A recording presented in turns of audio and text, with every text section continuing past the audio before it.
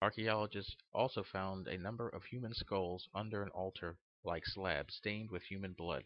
Human sacrifice occurred in this area. People were killed in huge death pits, children were buried alive in jars, and others roasted in bronze bowls. Again, it is hard to determine if these violent acts occurred before or after the flood. We know the world was filled with violence before the flood, but mankind still practiced violence after it. Archaeologists believed that around 8000 BC, the Göbekli Tepe site was deliberately buried under thousands of tons of dirt, creating the artificial hills that exist there today. One geological factor that should be taken into consideration when attempting to find the Garden of Eden is that before the flood, the Earth was one giant supercontinent. Scientists have called it Pangaea. Genesis tells us at the time of the Earth was created, all the land was in one place. Looking at a map, you can see that the continents fit together like a giant jigsaw puzzle. After the flood, the Bible references when the world was divided. Peleg was born at this time. This would have occurred after the Tower of Babel incident. Modern science believes that these continental shifts have taken millions of years of slow change, but there is evidence that the continental shifting was not that slow. Noah's flood most likely saw the continents break apart and started the continental shifting. At the time of the Tower of Babel, the continents were probably still closer together than they are today, or at the very least, there were land bridges that connected certain areas together. At the time of the birth of Peleg, earth changes occurred that separated groups of people from one another. Some evidence of this dramatic earth changes over a short period of time come from ancient maps. These maps created in the early 1500s were created with the help of ancient source maps. The first of which is called the Orontius Phoenicius, a map made in 1513.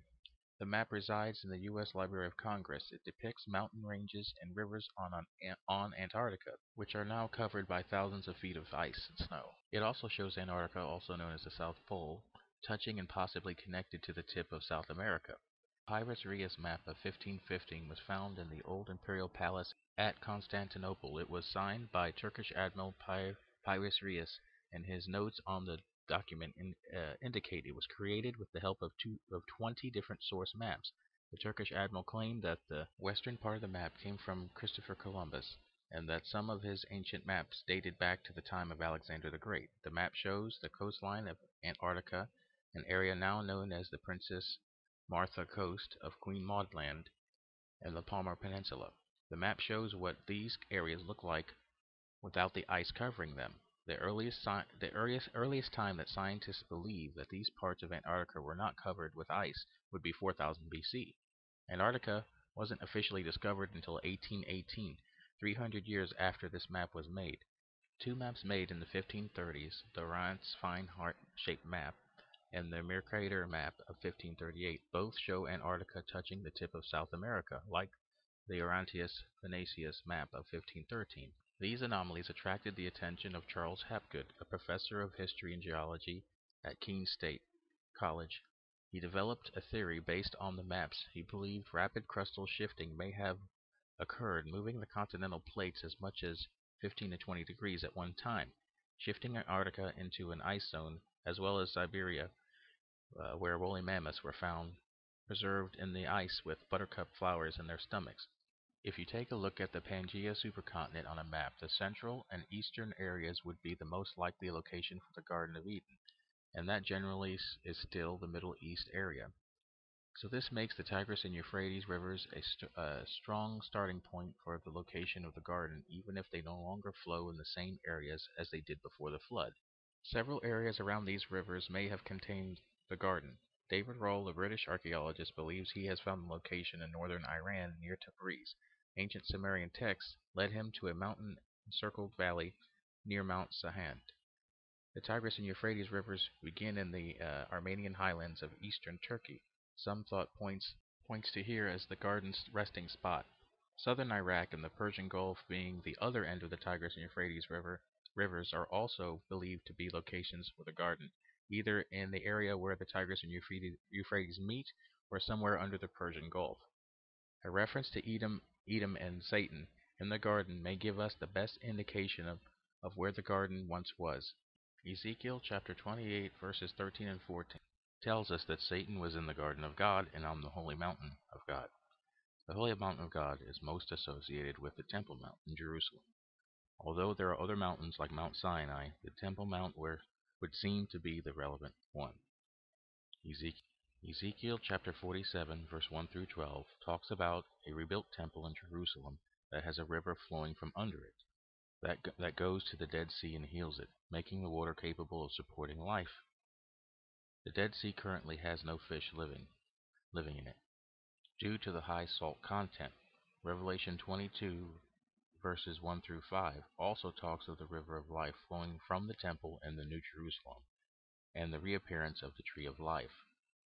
When we can't say for certain that Israel was the original spot for the Garden of Eden, it seems logical that it would be, because the tree of life reappears there. This, coupled with God setting Jerusalem and the Temple Mount as the place where Jesus pays the price for man's sins to reverse the curses and penalties of Adam and Eve's fall in the garden. If we believe there's a good chance that Israel is the area of the Garden of Eden, is there any geological evidence that might bear this theory out? And yes, there is. The Great Rift Fault System, this area between Lebanon and Israel, could show where the river that flowed out of Eden was, and how it split into 4 river heads. The Jordan River now ends at the Dead Sea, and this is the reason why the Dead Sea can bear no life, because all the salt builds up there. At one time, it flowed through the Dead Sea and on into the Red Sea before a geological upheaval changed its flow. In Adam's time, it could have been fed by the fossil springs that are known to be under Jerusalem. The river could have flowed north and south, and the northern Lebanon side, creating the Tigris and Euphrates rivers, and the southern flow creating the Pishon by Arabia, and the Gihon traveling through Africa. The area around the Dead Sea was well watered and fertile area up until the time of the destruction of Sodom and Gomorrah.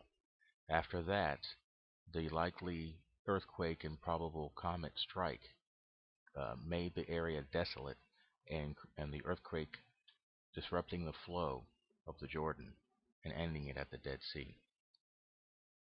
Thank you for your interest in this show, and may God bless and keep you. The Revelation 13 podcast is hosted by Mike Hopwood and is a podcast dedicated to the study of end-time events, news events, and ancient mysteries.